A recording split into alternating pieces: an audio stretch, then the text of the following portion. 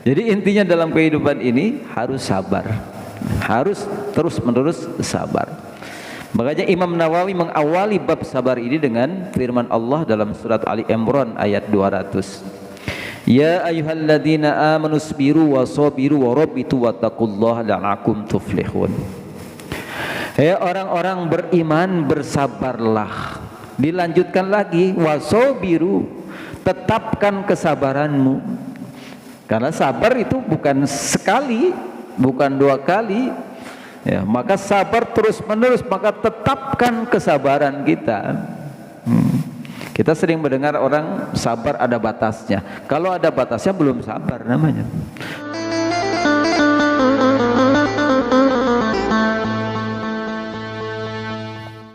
Al-Fatihah.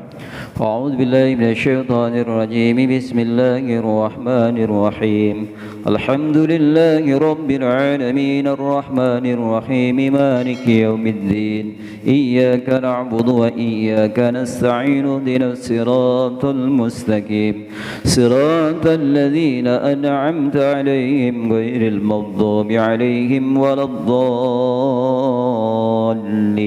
آمين. Assalamualaikum warahmatullahi wabarakatuh.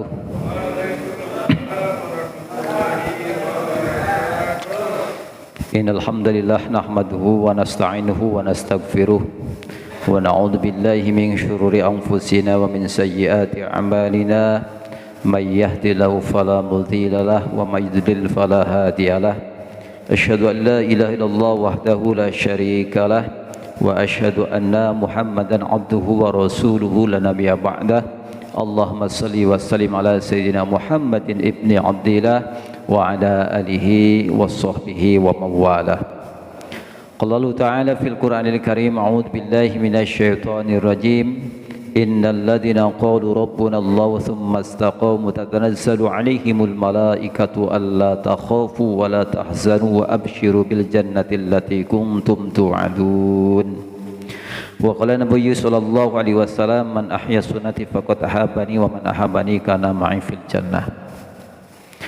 Hadratul Mukarramun, para alim, para ulama, para tokoh masyarakat, wabil khusus Al-Mukarram Bapak Ustadz Elan Taufik yang saya muliakan, Mukarram Bapak Ustadz Sofyan yang saya hormati, Ketua DKM Masjid At-Taqwa Bapak Haji Burhanuddin yang saya hormati, Ketua Dewan Syuro Bapak Haji Majar Zain, juga yang saya hormati Bapak Nurdiantoro, Bapak Doni, Bapak Lutfi, semua hadirin sekalian yang dimuliakan Allah Subhanahu wa taala. Alhamdulillah, petang hari ini kembali Allah himpun kita dalam majlis yang mulia ini dalam rangka thalabul ilmi. Setelah kita sholat maghrib berjamaah tepat waktu, kita duduk sejenak insyaallah sampai waktu isya.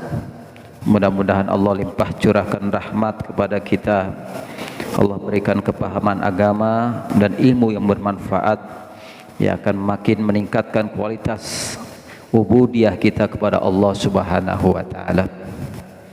Hadirin sekalian jemaah yang dirahmati Allah Subhanahu wa taala, kita telah menyelesaikan dua bab, yaitu bab ikhlas dan menghadirkan niat setiap amal perbuatan kita. Terus dilanjutkan dengan bab taubat. Kalau kita niat sudah lurus, kalau ibadah kita sudah ikhlas, diiringi pula dengan tobat, kita telah bersihkan diri kita dari segala kekotoran, dari segala dosa-dosa kita, maka selanjutnya bab yang berikutnya yang ditulis oleh Imam Abu Zakaria An-Nawawi adalah bab sabar. Nah, sabar ini adalah merupakan inti dari segala ibadah kita. Kata Imam Ghazali, orang beriman itu seperti sebutir buah, dan apabila buah itu dibelah ada dua rasa, sebelah rasa syukur, yang sebelah lagi rasa sabar. Maka keniscayaan bagi orang beriman harus ada dua-duanya, harus memiliki dua rasa dalam dirinya.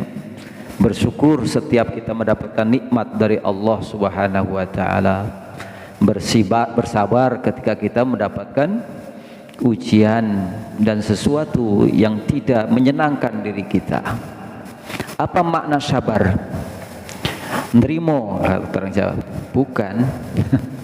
Sabar itu adalah, kalau dalam kamus bahasa Indonesia itu tangguh. Tangguh, menahan diri, ingin marah tapi ditahan, itu sabar. Ingin apa lagi tuh? Ingin berbuat maksiat ditahan, itu sabar. Jadi sabar itu menahan diri. Kita lagi naik bis, keinjek orang kaki kita, begitu dilihat orangnya gede tinggi, kita diem. Itu sabar atau bukan? Bukan, takut. Ya, melihat orangnya tinggi gede takut, bukan sabar, berarti kita takut. Ya, misalnya kita dalam rumah tangga juga perlu sabar. Makanya Imam Ghazali itu menemukan dalam Al-Quran minimal ada 70 bentuk sabar, ya. Ada 70 bentuk sabar, ya. Sabar yang pertama, menerima ketentuan Allah, menerima kudrat iradatnya Allah Subhanahu wa ta'ala. Kalau kita tidak sabar, meratap. Kalau kita tidak sabar, tidak ridho. Coba kita menginginkan kan menjadi orang yang kaya, menjadi orang yang pintar, menjadi orang yang sukses, tapi kenyataan itu bisa kita raih semua? Tidak, nggak bisa. Anda pengen kaya, ternyata nggak kaya-kaya. Pengen pintar, ngaji nggak bisa-bisa, itu kan. Jadi menerima ketentuan Allah Subhanahu wa ta'ala juga dalam bentuk sabar. Nah, termasuk sabar di dalam kita menelusuri jalan, itu sabar juga harus. Kalau kita tidak sabar dalam jalan, ketika kita dalam perjalanan, itu orang berantem ketika macet akibat tidak sabar.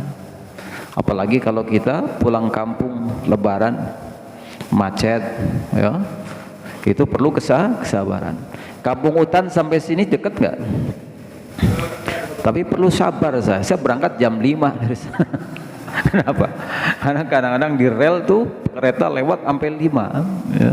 Sabar kita nunggu macet itu kan. Mana kiri kanan kita motor digerung-gerung gitu kan. Ada yang asik ngerokok.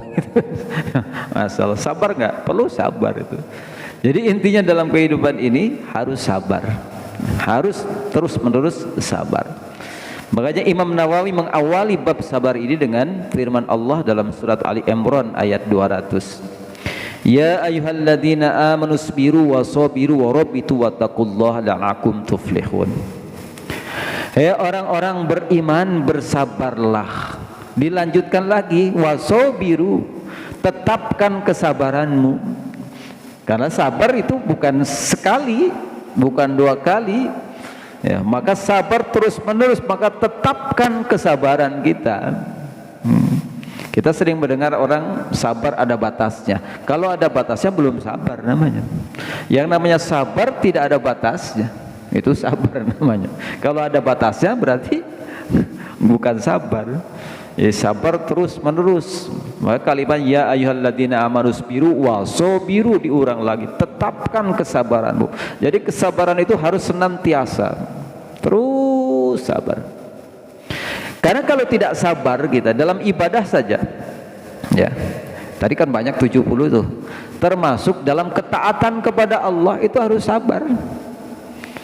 Subuh-subuh enaknya tidur, tapi terdengar azan. Kalau kita nggak punya kesabaran, ngapain kita ke masjid? Ngapain kita bangun? Ngapain kita sholat? Nah, karena kita sabar dalam taat, ya, maka kita bangun kemudian kita sholat. Sabar dalam amal-amal lain juga demikian. Misalnya begini, ada orang memelihara anak yatim dari kecil, dipelihara, dididik, ya, kemudian sukses jadi camat kah atau jadi lurah setidaknya. Suatu hari kita ngurus KTP, dipersulit ya di kantor kelurahan, padahal nggak ketemu lurahnya, nggak ketemu anak angkatnya. Akhirnya apa? Percuma gue pelihara dari kecil, percuma gue didik, udah jadi lurah nggak bisa menolong saya, hilang nggak pahala tuh dari kecil. Jadi setan itu ngincer pinter. Sejak kita mau ibadah, ya, sejak kita mau amal, sedang beramal, setelah beramal terus diincer itu. Mau ibadah digoda, dia tetap ibadah. Sedang ibadah dia digoda, tidak terganggu, tetap ikhlas ibadahnya, tetap lurus ibadahnya. Setelah ibadah digoda lagi, dia masih tetap ibadahnya cakep. Ditungguin tuh setahun, 2 tahun. Itu gigihnya setan tuh seperti itu, Pak. Setahun, 2 tahun terus ditunggu terus. Kapan lengahnya gitu. Makanya ada amal orang yang sudah bertahun-tahun ditumpuk amal, hancur seketika gara-gara tidak sabar. Ya, makanya sabar ini sangat penting untuk menjaga amal kita. Sabar dalam taat, sabar dalam maksiat. Bermaksiat perlu kesabaran enggak? Menahan diri dari maksiat perlu kesabaran. Sabar dalam nikmat. Nikmat jangan kira itu bukan ujian. Ketika lagi susah, belum dapat kerjaan, dia jadi tokek masjid. Ya, tiap waktu di masjid, habis sholat fardu nggak buru-buru pulang, sholat dulu rawatib, wirid dulu, baca Quran dulu, gitu kan. Begitu dapat kerjaan, berubah. Lagi miskin, rajin tahajud, rajin sholat malam, rajin puasa sunnah. Begitu banyak nikmat, banyak rezeki, hilang loh. Yang lebih parah, begitu banyak rezeki, hobinya berubah. Senang ke kafe gitu, senang diskotik. Itu berarti nggak sabar menerima kenikmatan dari Allah Subhanahu wa taala. Ya, sabar ini dalam segala sendi, segala hal harus ditunaikan. Warubitu, dilanjutkan ayat ini, bersiap siaga. Bersiap siaga di perbatasan. Jadi orang beriman itu selain sabar dan menetapkan kesabarannya, senantiasa harus siap siaga di perbatasan. Artinya orang beriman siap siaga menghadapi musuh-musuh, baik yang akan merongrong agama maupun yang akan merongrong negara. Sifat orang beriman tuh begitu, nggak antipati, nggak cuek, ya, tapi punya empati, punya simpati, punya tanggung jawab, ya. Itu namanya orang beriman. Jemaah sekalian Allah Subhanahu wa taala, selanjutnya Imam Nawawi menukil lagi ayat tentang sabar ini. Walanabluwannakum bisyai'in minal khaufi wal ju' wa naqsim minal amwali wal anfusi wath thamarat wa basyiris sabirin. Surat Al-Baqarah ayat 155. Walanabluwanakum, sungguh aku akan sedikit mengujimu bisyai'in, dengan sesuatu. Apa yang akan diuji oleh Allah Subhanahu wa taala? Minal khaufi, rasa takut. Jadi hidup ini pasti ada ujiannya. Ya, Allah sudah tetapkan tuh. Aku akan sedikit menguji, ya, nggak banyak-banyak ujinya. Allah menguji kita, nggak akan di luar kemampuan kita. Allah menguji sedikit saja. Jadi sedikit yang diuji oleh Allah dengan rasa takut. Ya, cenderung kalau di negeri kita masih aman. Tapi orang-orang yang hidup di Palestina, orang-orang yang hidup di mana, Afghanistan, di Suriah sekarang, itu senantiasa diuji oleh Allah rasa takutnya. Kita sholat bisa khusyuk, tenang, ya. Mereka tiba-tiba bisa lagi sholat ada desingan peluru, tiba-tiba ada bom meledak. Itu kan Allah uji dengan rasa takut. Tapi kita pernah diuji rasa takut juga kemarin tuh, ya, dengan corona, ya. Sholat juga berjarak-jarak, pakai masker sampai 3 lapis. Padahal kata ahli masker nggak ada manfaatnya itu. Ya, kasihan ada nenek-nenek diajak ke mall pakai masker 3 lapis, nggak kena corona, tapi mati kehabisan oksigen. Masya Allah. Ya. Ada orang batuk curiga, kok kena corona nih. Ada orang badannya panas curiga. Rasa takut kan? Ya. Salaman sama orang takut. Ya. Pergi ke tempat-tempat umum takut. Dikasih makan sama orang takut. Jadi takut rasa. Itu pasti akan datang kepada orang beriman tuh rasa takut. Ya. Termasuk takut miskin. Ya. Takut anak-anak nanti kita tinggalkan belum mapan. Ada kan selalu kan rasa takut dalam diri kita. Allah uji itu, ya. Sabar enggak kita dalam ujian takut itu? Ya. Pergi kerja, dalam kerjaan pun ada rasa khauf juga, takut. Jangan-jangan kena ini nih, apa? Pemecatan nih. Kemarin udah 50% ya. Jangan-jangan nanti ada pengurangan lagi karyawan, rasa takut lagi. Jadi banyak sekali rasa khauf, ya. Yang pertama diuji dengan rasa khauf. Wal ju', lapar, kelaparan. Tapi di Indonesia alhamdulillah ya, meskipun krisis corona nggak ada kayaknya orang kelaparan. Apalagi di Cibitung ya. Cibitung ini asal mau ngaji kenyang. Ya, ngaji di mana-mana, sholawatan di mana-mana, itu zikir, ada makan, ada snack minimal gitu kan. Ya, ya bukan nyindir, bukan di sini, bukan. Meskipun di sini cuma air putih. Bukan. Bukan.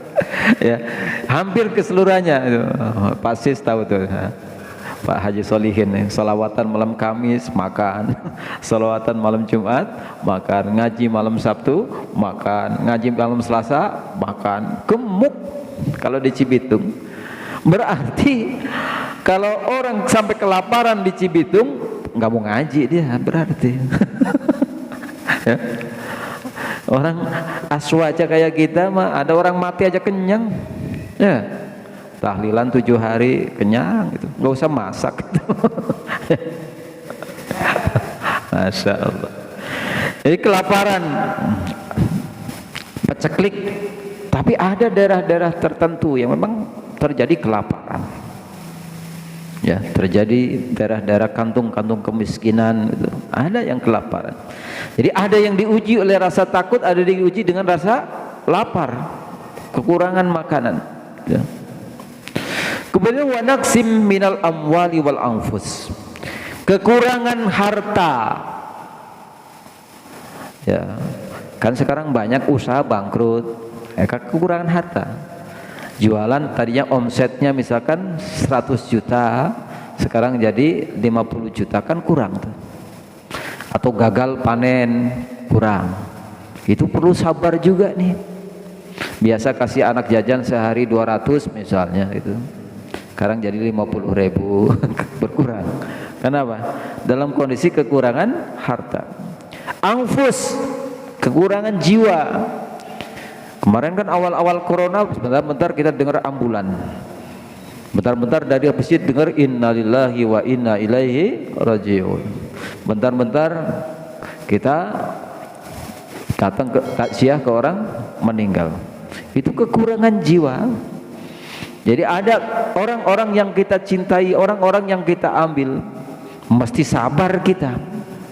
Bagaimana tidak kita kehilangan orang tua, kehilangan istri misalnya, kehilangan anak, lebih berat lagi.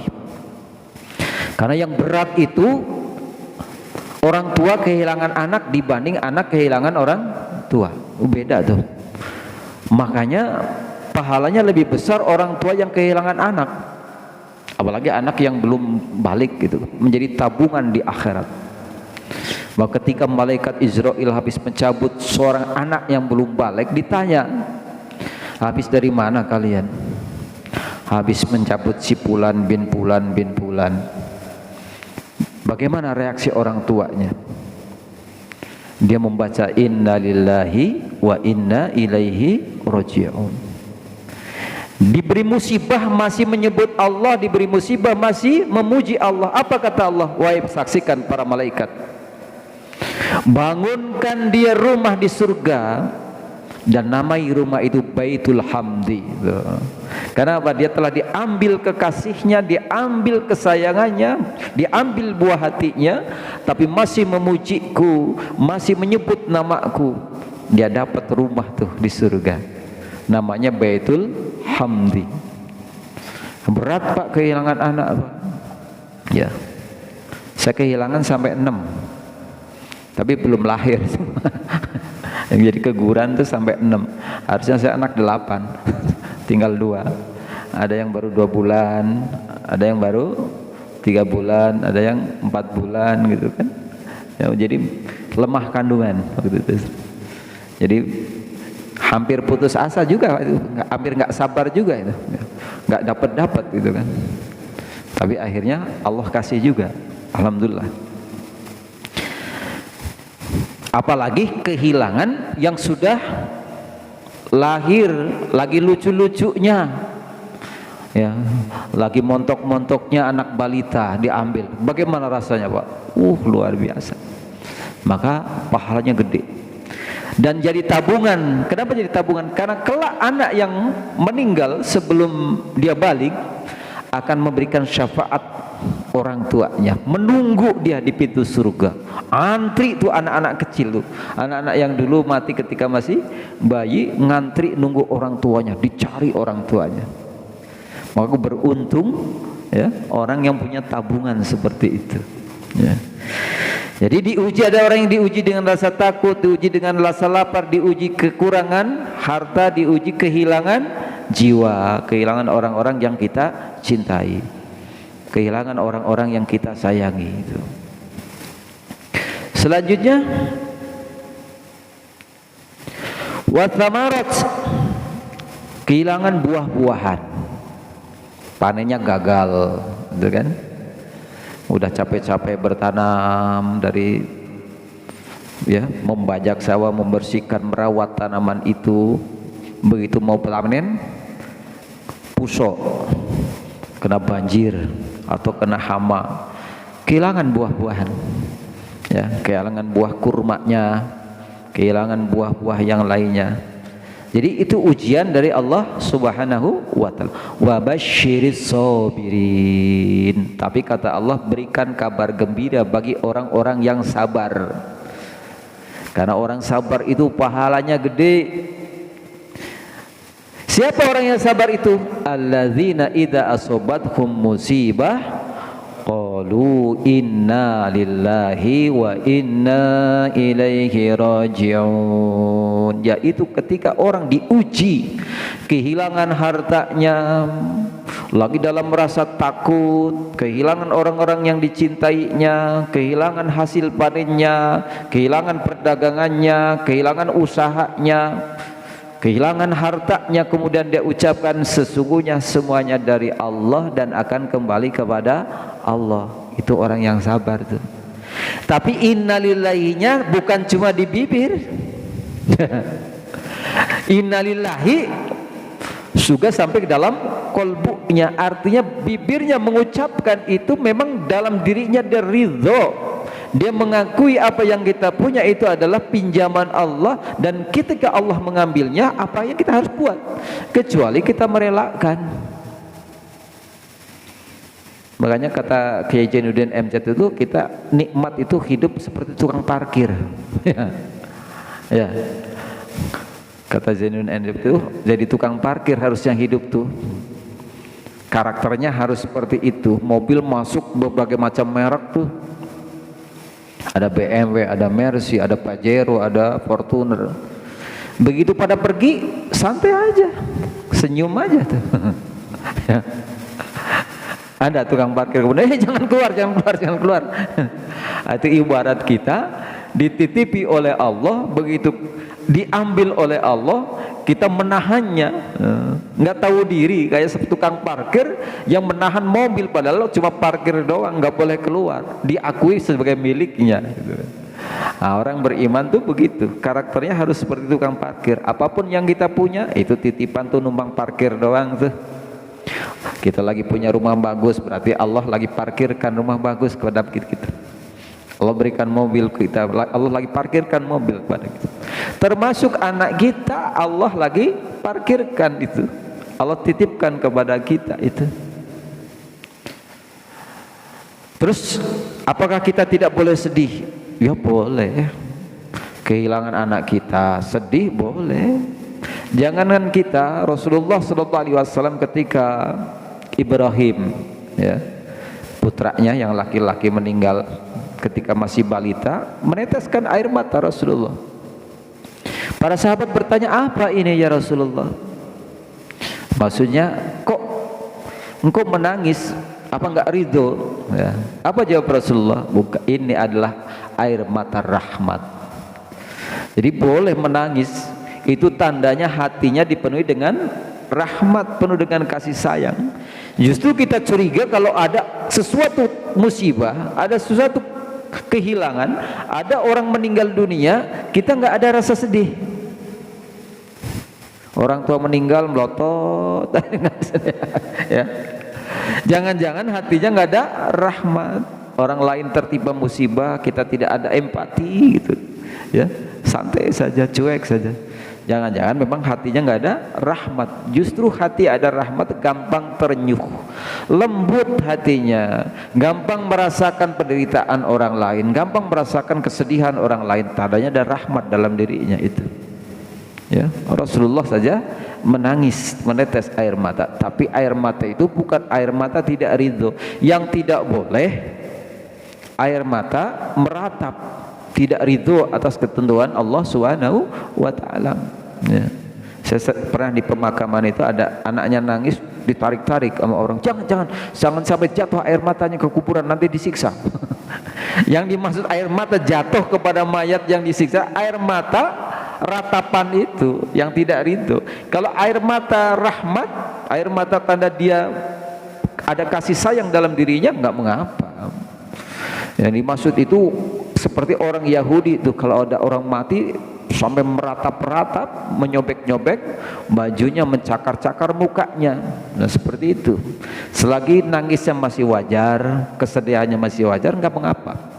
Karena kadang-kadang kita perlu juga tuh menangis, Pak. Ya. Perlu juga kita menangis, mengeluarkan beban yang berat dalam dada kita. Tapi gengsi ya kalau laki-laki menangis ya. Kalau menangis, laki-laki mau menangis saat jam 3 malam tahajud tuh nangis sepuas-puasnya, nggak ada yang lihat. Bini nggak lihat juga, anak nggak lihat. Sekali-kali harus boleh nangis. Bahkan air mata ini sangat ajaib, Pak.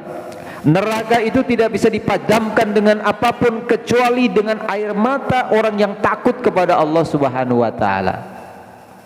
Ketika kita nangis jam 2 malam, jam 3 malam karena kita merasa takut kepada Allah akibat dosa-dosa kita, kesalahan-kesalahan kita, air mata itulah yang akan memadamkan api neraka. Ya. Jadi bukan nggak boleh nangis, boleh nangis. Yang tidak boleh meratap, tidak ridho atas ketetapan Allah Subhanahu wa Ta'ala. Orang bersabar tadi mengatakan gitu, semuanya datang dari Allah dan akan kembali kepada Allah. Dilanjutkan dengan firman Allah Subhanahu wa Ta'ala dalam surat Az-Zumar ayat 10. Innama yuwaffa sabiruna ajrahum bighairi hisab. Inna itu sesungguhnya artinya. Tapi kalau ada maknya spesial nih, artinya jadi hanyalah orang-orang yang bersabar yang dibalas oleh Allah dengan ganjaran yang tidak ada putus-putusnya, bi ghairi hisab, tidak terbatas. Jadi orang sabar itu pahalanya, ganjarannya tidak terbatas, Pak. Kalau Allah sudah katakan ghairu hisab, berarti udah tak terbatas tuh pahalanya, udah nggak bisa dihitung gitu ya, udah nggak bisa dihitung ya. Ali Zainal Abidin itu terkenal orang paling sabar ya, diapain itu cucu dari Sayyidina Ali, berarti cicitnya Rasulullah, diapain saja nggak pernah marah Pak. Sih kadang-kadang sahabat-sahabatnya sering ngerjain dia ya. Nyuruh orang, diupahin, kamu mau duit nggak? Ya mau lah, saya kasih duit, ludahin itu Ali Zainal Abidin. Suruh diludahin, trot, diludahin mukanya, senyum aja. Malah apa doanya? Mudah-mudahan jadi obat. Coba kita diludahin gitu. Ya, itu saking sabarnya, digodain, dikerjain, diapa-apain, sampai seperti itu, nggak pernah marah. Itu kesabaran tingkat apa kalau seperti itu gitu. Ya, itu orang yang sudah sangat sabar itu. Ya, itulah artinya sabar. Bukan karena takut, bukan karena segan, tapi memang dia menahan diri. Artinya orang sabar itu berkemampuan dia marah, tapi dia menahannya. Apalagi seorang atasan, apalagi seorang manajer, itu berhak gak dia marah-marah sama anak buahnya? Main tunjuk aja enaknya kalau anak buah salah kan? Main bentak saja itu kalau orang berbuat kekeliruan. Tapi dia bisa menahan diri, tidak melampiaskan kemarahannya, itulah orang yang sabar yang sebenarnya. Terus kita menahan diri nggak marah sama atasan, itu bukan sabar namanya, takut dipecat. Ya, jadi sabar itu dimana kita bisa melampiaskan kemarahan kita, melampiaskan keluh kesah kita, bisa tidak melakukan sesuatu, tapi justru kita menahan diri untuk tidak melakukan itu, menahan diri untuk tidak marah, maka itulah yang disebut sebenar-benar sabar. Dan sabar itu pahalanya tiada terkira, tiada terbatas ya. Selanjutnya, wala man sabara wa ghafara inna dzalika laminal azmil umur, lamin azmil umur. Dan jika sabar wa ghafara dan memaafkan, inna dzalika yang demikian itu lamin azmil umur, adalah urusan yang terbaik, urusan yang sempurna. Jadi kalau kita diganggu orang, disakiti orang, tapi kita bersabar, bahkan kita memaafkan, itulah sebaik-baik orang ya, sebaik-baik urusan. Udah disakiti kita, udah dikerjai kita, udah dibuat ini dan itu, tapi masih sabar bahkan memaafkan, itulah yang paling baik gitu kan. Tidak kita membalas dengan perbuatan buruk, tidak kita membalas dengan menyakitinya, itulah sebaik-baik perbuatan. Ya ayyuhalladzina amanu ista'inu bis-sabri was-shalah innallaha ma'as sabirin. Al-Baqarah ayat 153. Hei orang-orang yang beriman, ista'inu, mintalah kepada Allah, bis-sabri was-shalah, dengan sabar dan sholat. Innallaha ma'as sabirin. Bahkan minta pun kita harus sabar. Kadang-kadang kita berdoa kan nggak sabar ya. Rasanya doa udah terus menerus, wirid perasaan setiap kiai diminta udah dibaca, nggak terkabul-kabul. Berarti nggak sabar tuh kalau ada ungkapan begitu tuh ya. Saya perasaan udah taat kepada Allah, perasaan ibadah semua udah dilakuin ya. Ibadah sunnah pun sudah dikerjain ya, puasa sunnah juga dikerjain, sedekah katanya juga, kata Yusuf Mansur kan kalau sedekah nendang ya, kok nggak dikabul-kabul Allah tuh. Makanya berdoa itu perlu sabar. Kalau nggak sabar pasti kita berkeluh kesah. Kalau nggak bersabar pasti kita akan mengucapkan kata-kata yang tidak baik. Maka disinilah berdoa pun kalau kita bermohon kepada Allah perlu sabar. Kalau minta itu tergantung yang minta apa tergantung yang memberi, Pak? Tergantung yang memberi. Tapi kadang-kadang kita mendikte Allah, ya Allah aku pengen begini, ya Allah saya pengen ini, ya Allah pengen itu gitu. Padahal barangkali Allah sudah mengabulkan doa kita tapi dalam bentuk lain. Itu kadang-kadang orang nggak sabar di situ. Karena Allah memberi sesuai apa yang kita butuhkan kadang-kadang. Bukan apa yang kita inginkan, meskipun Allah bisa saja memberikan apa yang kita inginkan dan apa yang kita butuhkan. Tapi lebih banyak Allah memberikan apa yang kita butuhkan. Kita minta A, Allah kasih D misalnya.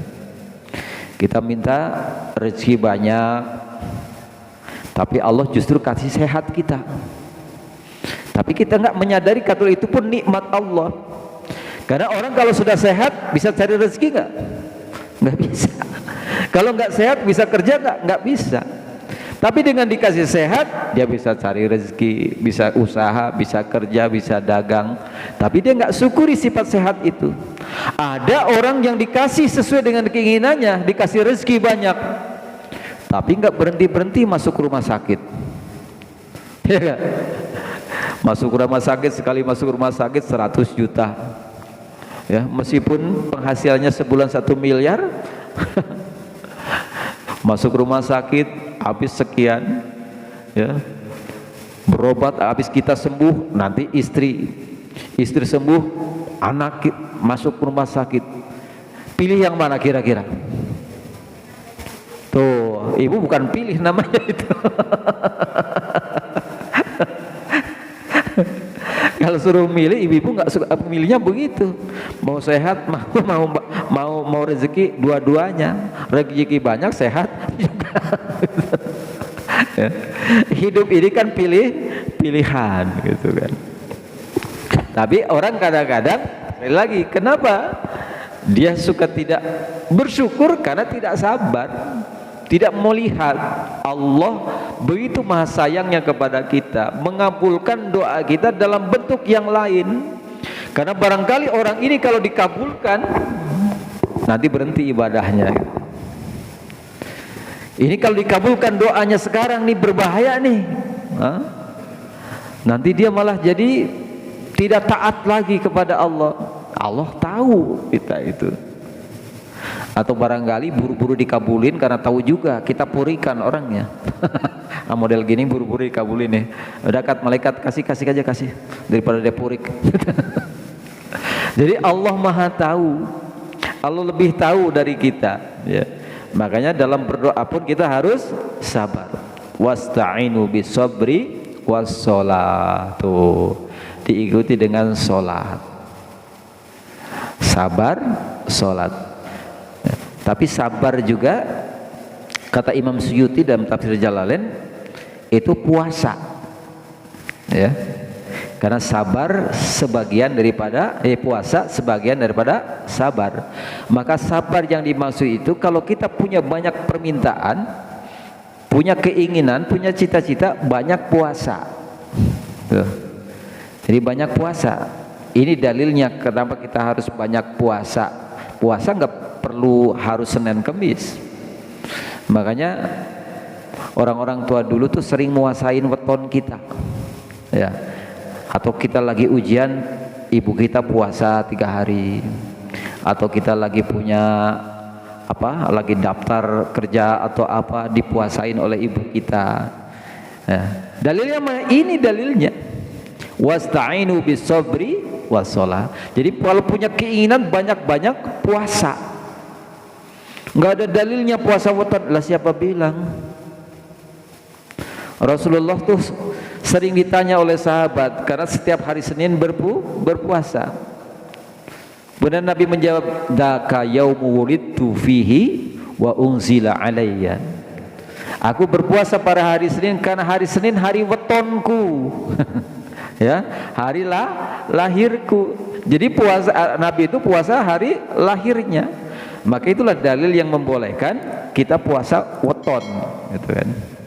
Meskipun ada sekelompok orang yang mengharamkan, membid'ahkan, mana ada puasa weton, mana puasa ini puasa. Padahal segala sesuatu kalau kita ingin menginginkan sesuatu, kalau ini punya cita-cita, harus banyak-banyak berpuasa. Ayatnya ini gitu. Karena kata Imam Suyuti sekali lagi, sabar yang dimaksud adalah puasa. Karena as-saum nisfu sabar. Puasa itu sebagian daripada sabar. Maka kalau kita punya banyak keinginan, punya cita-cita, punya hajat yang besar, banyak-banyak puasa. Kemudian yang kedua, sholat. Allah kan banyak kasih fasilitas kita tuh, kasih perangkat kita. Pengen banyak rezeki, ada sholat duha. Rezekinya pengen lebih banyak, fullin tuh sholat duhanya. Berapa rakaat? 12 rakaat. Ya, saya mau bodoh dikit aja, ya 2 rakaat saja kalau butuhnya dikit. Saya butuhnya sedang-sedang saja, ya 6 rakaat misalnya. Tergantung kebutuhan kita, tapi itu perangkat yang disediakan oleh Allah. Kalau kita punya urusan nggak kunjung-kunjung selesai, ya, punya hajat nggak kunjung-kunjung terkabul, ada sholat hajat. Ragu kita dalam pilihan, ingin menentukan sesuatu mana yang baik, mana yang benar, dua-duanya ini kayaknya benar nih gitu. Ada sholat istikharah. Ingin naik perangkat, ingin naik jabatan, ingin naik derajatnya, ada sholat tahajud. Wa minal laili fatahajjat bihi nafilatan lak asa ayyab'asaka rabbuka maqaman mahmuda, kata Allah. Ada sholat nawafil, dimana kalau kita melakukan itu Allah akan angkat derajatnya menjadi mahmuda, derajatnya tinggi itu. Jadi kalau kita ingin derajat tinggi di sisi Allah kelak di akhirat, tahajud juga perbanyak. Ingin tinggi di dunia, tahajud juga. Ingin menjadi anggota dewan, tahajud. Sebenarnya itu kalau mau nyalon dewan itu nggak usah nyawer-nyawer banyak-banyak, kencengin aja tahajud itu. Maka Allah akan berikan maqamam mahmud. Kalau memang sudah catatannya pasti terpilih. Kalau sudah catatannya pasti naik gitu. Yang penting wasta'inu bis sabri was shalah. Tapi ini dilanjutkan, innahu lakabiratan illal khashi'in. Ini berat kecuali orang-orang yang khusyuk. Apa khusyuk? Khusyuk itu tunduk, ya. Tunduk kepada siapa? Kepada Allah. Ada juga yang mengartikan khusyuk daripada khosyah, takut kepada Allah. Orang berat bersabar, orang berat untuk sholat, kalau dia tidak khusyuk, tidak tunduk, tidak takut kepada Allah Subhanahu wa ta'ala, maka takut kita kepada Allah, tunduk kita kepada Allah itu harus ditumbuhkan agar kita bisa khusyuk di dalam sholat, khusyuk juga dalam ibadah-ibadah yang lainnya. Shadaqallahul adzim. Baik, pertemuan kali ini kita baru pembukaan dalam bab sabar. Insyaallah kita lanjutkan pada pertemuan berikutnya. Mudah-mudahan apa yang kita kaji pada malam hari ini bermanfaat, dan mohon maaf apabila banyak kekeliruan dan kesalahan. Allahumma shalli ala sayyidina Muhammadin wa ala ali sayyidina Muhammad. Allahumma ighfir lana dzunubana wa liwalidayna warhamhuma kama rabbawna shighara. Allahumma ighfir lil mu'minina wal mu'minat wal muslimina wal muslimat al ahya'i minhum wal amwat. Allahumma inna nas'aluka salamatan fid din wa afiyatan fil jasad wa jiyadatan fil ilmi wa barakatan fi rizqih wa taubatan qabla al maut wa rahmatan indal maut wa maghfiratan ba'dal maut. Allahumma hawwin 'alaina fi sakaratil maut wan najata minan nar wal afidal hisab. Rabbana atina min ladunka rahmatan wa hayyi lana min amrina rasyada. Rabbana atina fid dunya hasanah wa fil akhirati hasanah wa qina adzaban nar. Wassalamu alal mursalin walhamdulillahi rabbil alamin. Wassalamualaikum warahmatullahi wabarakatuh.